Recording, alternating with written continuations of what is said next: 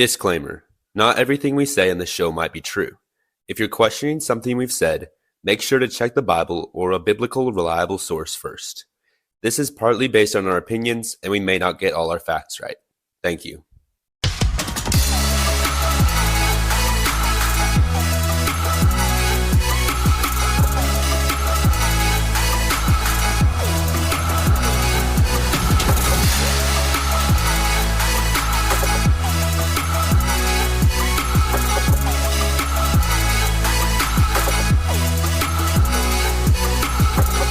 Welcome back to the Church Kids podcast.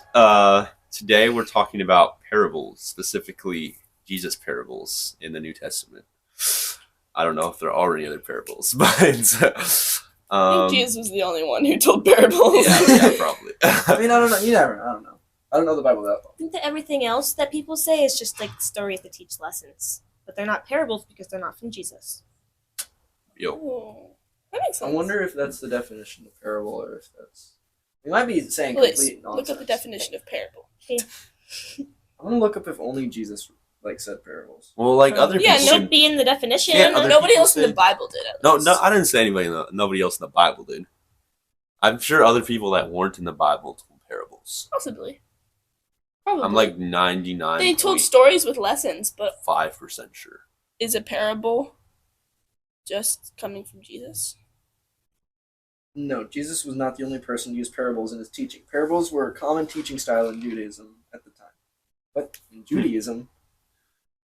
Well, in Judah, I guess. Oh, yeah. A parable, a simple story used to illustrate a moral or a spiritual lesson as told by Jesus in the Gospels. Yeah, so Well, it's just parable- considered a moral story, basically. Yeah, but Okay, yeah. but I just- parable is Jesus, and then everything else is just like a story One with just- a theme. yeah. Well, Yeah, I I was think just saying that in case there was other people that told parables and it wasn't just Jesus. other people did tell parables, but Jesus' parables are the most superiorist of the parables. Because Jesus. Because it is my bad. Jesus. Okay. Anna, did you have something you want to start off with? Yeah, okay, the first parable we're gonna read is the parable of the sower. So yeah, that's found in, well, it's probably found in some of the other Gospels, but we're reading it from Luke 8:4 through 8. It took me a minute. Okay, it reads, "And when a great crowd was gathering and people from town..." I believe. Pause. Rewind. "And when a great crowd was gathering, and people from town after town came to him, he said in a parable, 'A sower went out to sow his seed. And as he sowed, some fell along the path and was trampled underfoot, and the birds of the air devoured it. And some fell on the rock, and as it grew up, it withered away, because it had no moisture. And some fell among thorns, and the thorns grew up in..." Guys. You're doing great. You're doing great. Keep going. "And some fell among thorns, and the thorns grew up with it and choked it. And some fell into good soil and grew and yielded 100-fold. As he said these things, he called out, 'He who has ears to hear, let him hear.'" Before we start dissecting the spiritual message, did you see that alliteration right at the beginning? Read the Nope. first verse again. Enlighten us, Elijah. Read the first verse again. Just all the sower seed sowed. Yeah, I It just know. says sow No, in it a said lot. sow. It said Sower, sow, sow, seed, and seed, some in the sowed. same sentence, and I just That's did a crazy. 5-letter alliteration. Cool. Sower, seed, Thank you, some, Elijah, same for the sentence. Oh, So now I'm going to read the purpose of this parable and parables in general. Okay, It's found right after that passage. yeah, it's 9 through 15 of the same chapter. "And when his disciples asked him what this parable meant, he said, 'To you it has been given to know the secrets of the kingdom of God, but for others they are in parables, so that seeing they may not see, and hearing they may not understand. Now the parable is this: the seed is the word of God. The ones along the path are those who have heard. Then the devil comes and takes away the word from their hearts, so that they may not believe and be saved. And the ones on the rock are those who, when they hear the word, receive it with joy. These have no root, for they believe for a while, and in times of testing fall away. And as for what fell among the thorns, they are those who hear, but they go on with their lives, choked by the cares and riches of pleasures. Wait, hold on. But as they go on their way, they are choked by the cares and riches and pleasures of life, and their fruit does not mature. For that in good soil they are those who, hearing the word, hold it fast in an honest, good heart, and bear fruit with patience. Good job. Reading is really hard. Yeah. That's so valid. All right. So, that's the point of parables. And then Jesus went and talked about and explained kind of what the message was behind the previous parable. Does someone want to summarize what we just read? Basically, Sorry. there was a guy who sowed his seeds. Which means And- planting seeds. Yes, planted his seeds, but he threw them, right? That's so he Yeah. threw them. Yeah. You have like a bag. Toss 'em. and So just he's toss not it. like random places. specifically putting the seed in the ground, covering it with dirt. No, he's just tossing them. Hoping they'll grow. Careless farmer. Careless and mindless. And then he throws some in the rocks. I think was one of them. Yeah. Yep. And those Thorns ones, and good soil. yeah, And the path. Yeah, there was one Yeah. where that was like on the road basically. Yeah. Some of them fell on So- there and they just got yeah. stomped on. Oopsie Yeah. doopsie. Threw seeds on the road, and the ones that were on the road got stomped on and eaten by birds. The ones that got thrown on the rock dried up because they didn't have any moisture. Or And like then dirt. the ones that were thrown in the thorn bushes were like devoured by the thorns. And then the ones that were thrown in the good soil were able to grow. Like a lot. 100-fold. Yeah. Is what it says. So, yep. yeah. And then he explains. And then, it. the passage after that, Jesus goes in depth and explains like each part.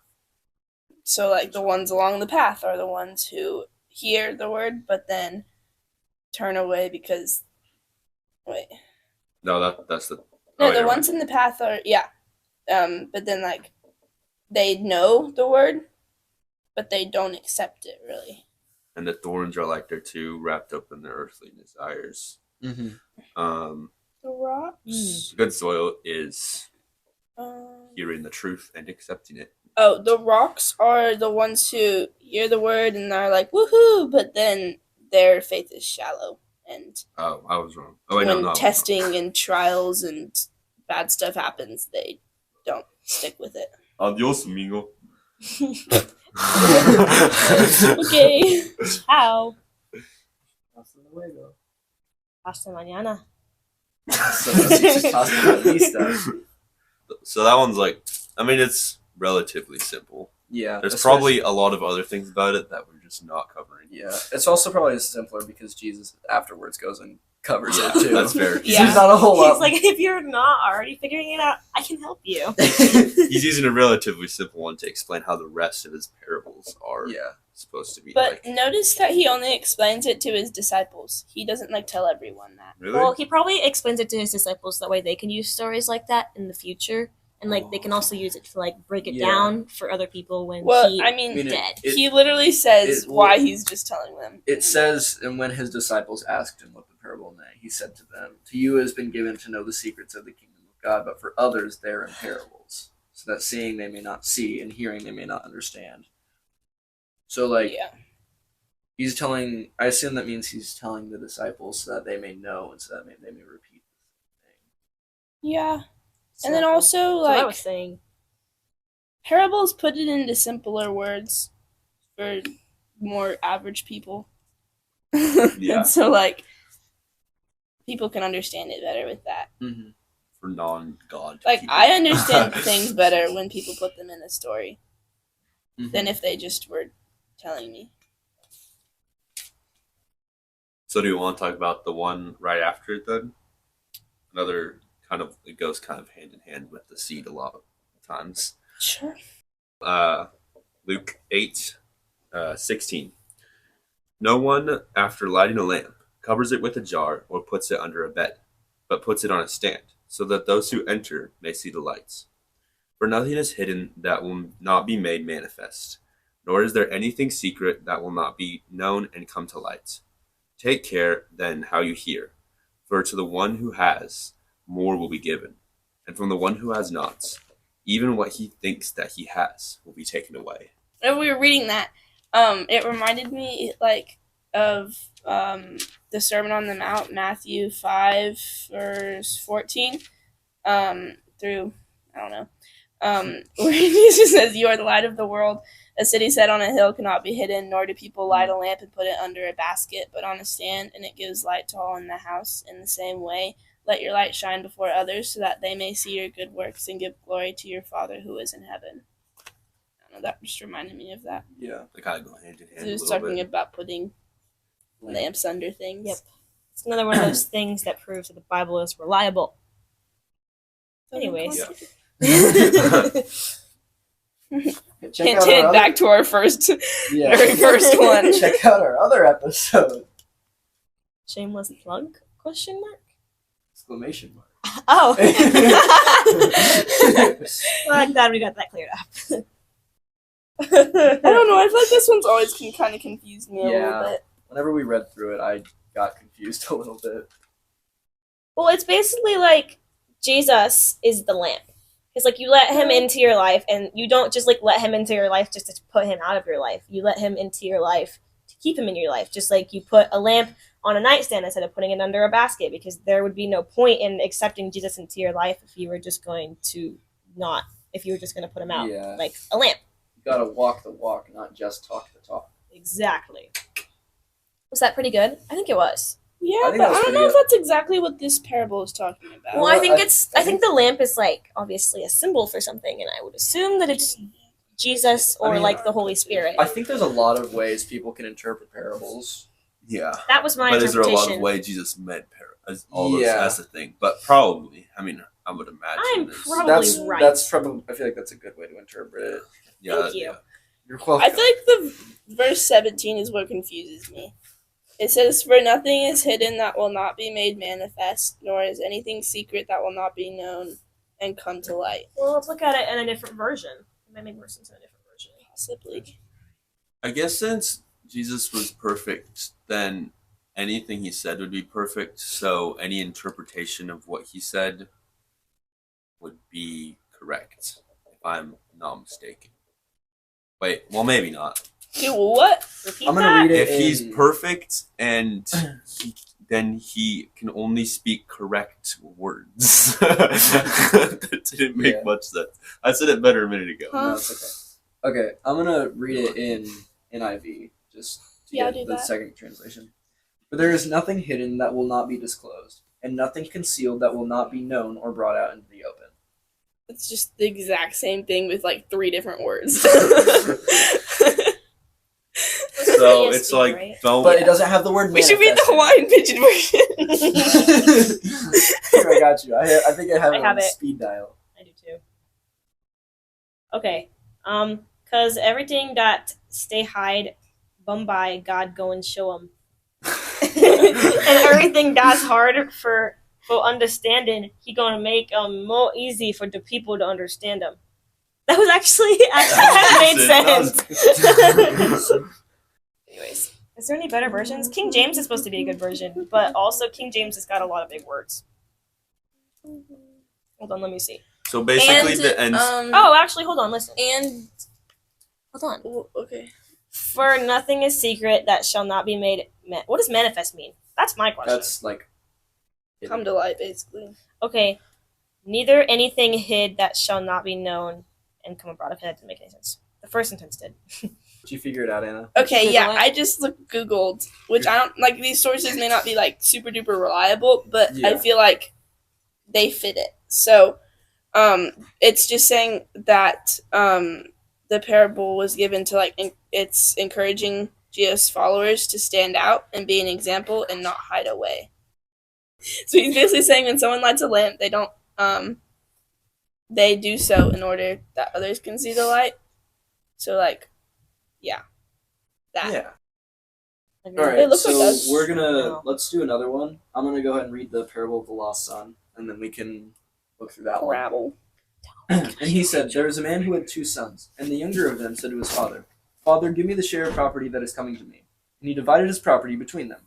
Not many days later, the younger son gathered all he had and took for a journey to a far country.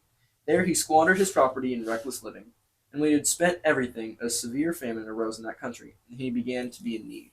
So he went and hired himself out to one of the citizens of that country, who sent him into his fields to feed pigs. And he was longing to be fed with the pods that the pigs ate, and no one gave him anything. But when he said to himself, he said, "How many of my father's hired servants have more than enough bread, but I perish here with hunger? I will arise and go to my father, and I will say to him, Father, I have sinned against heaven and before you. I am no longer worthy to be called your son. Treat me as one of your hired servants." And as he arose and came to his father, but while he was still a long way off, his father saw him and felt compassion, and ran and embraced him and kissed him.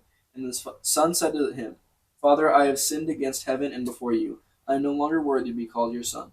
But his father said to his servants, "Bring quickly the best robe, put it on him, and put a ring on his hand and shoes on his feet. Bring the fattened calf and kill it, and let us eat and celebrate. For this is my son, who was dead and is alive again. He was lost and is found." And they began to celebrate. We can kind of break that down, then go into the second part. Yeah, because there is two parts to this parable. Yes, there is. So, a little bit of a longer one, but very good one.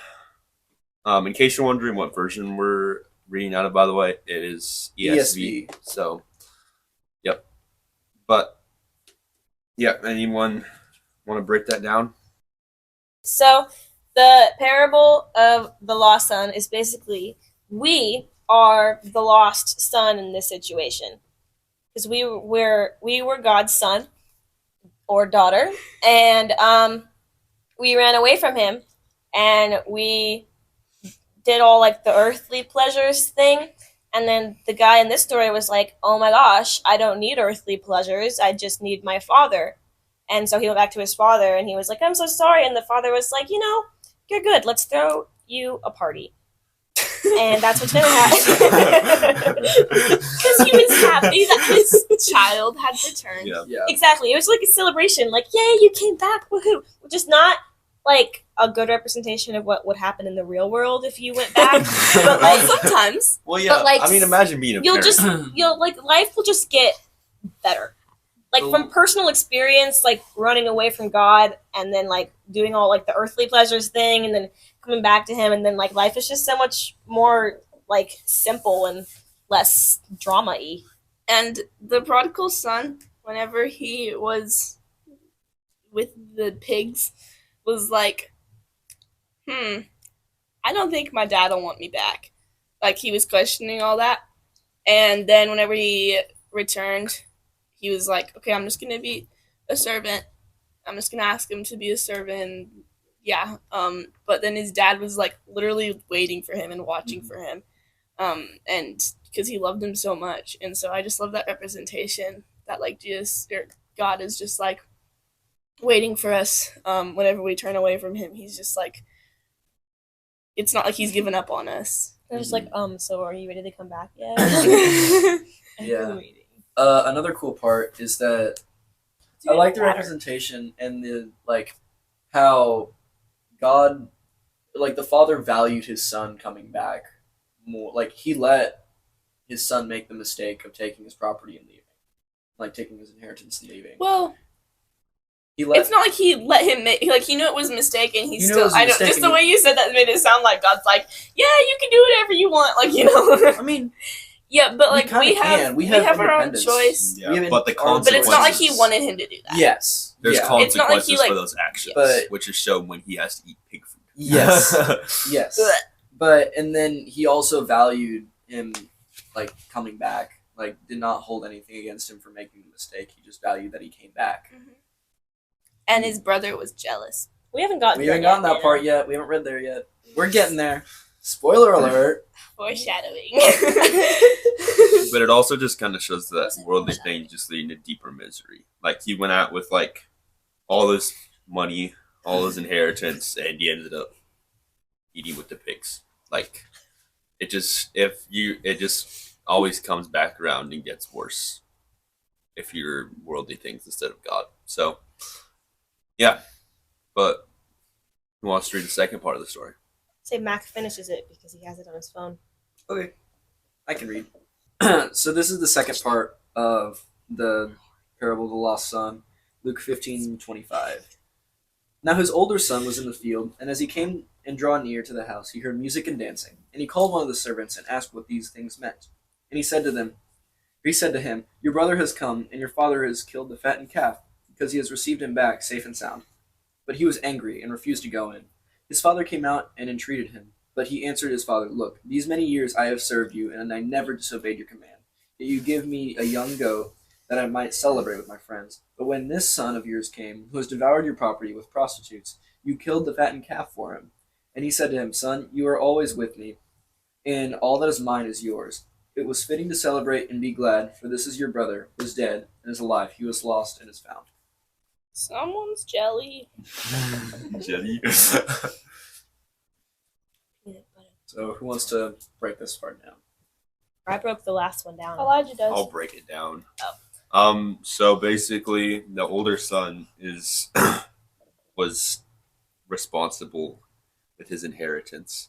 And he didn't ask for his inheritance technically, but he was still at his dad's. He was working the fields, and he's coming home. He was being a good older very sibling. good son. Yeah, responsible guy. He was, in quotes, doing everything right. He was bringing all the crops back to the house or whatever he was doing. Didn't leave, and he Continue was- And summarizing. he got close, and there was dance party music. No, there wasn't. I wonder what songs they would have played if it had been modern day. The house was literally Mozart. shaking with the music. The music of the violins. He heard party sounds though, and he came in the house and he was like, "What's going on? Why is he having a party?" He ran away. He totally squandered his inheritance, and his dad was like, "Look, we cut the fattened calf," and he was like, "Cut the fattened calf? That was for me." Just cut it though. We didn't eat it. We didn't kill it. We just cut it. Just leave a little. And so You said that was funny. Sorry. I didn't Cut it. he was a little mad because he was supposedly he was the more responsible one at the time, before the guy came back. And he's like, "I've done all these things. I've worked your farm, done everything for you, and now he gets the fattened calf, and he gets a party. Like, why don't I ever get a party?" Yeah, but he was just confused why the son that essentially betrayed the father and gone against him, was celebrated for when he come back after learning of his mistakes. But his dad was like, "It's because he was dead, and now he's alive again.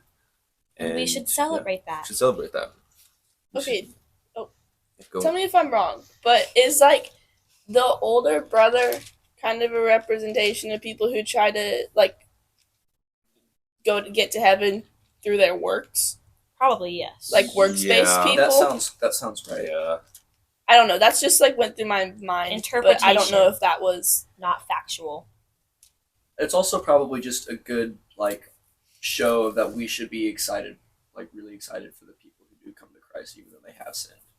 And Yeah. because we're all sinners, we should anyways. But it's another. We should just, And celebrate by no cutting one's the too fattened far calf. gone. yeah, it's like another nail in the coffin of we need to celebrate people who come back because you have to. We've all sinned. We can't just shun people who do supposedly bad sins, worse. There aren't worse sins, There aren't but worse sins. we can't just be like, "Oh, that person's bad," and when they come to Christianity, you're like, they did bad stuff. We have to celebrate that.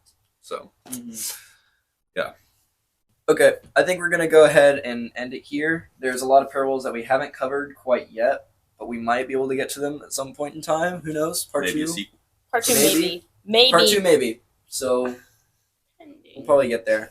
But thanks for listening, and we'll see you next time. Bye. Adios. Bye.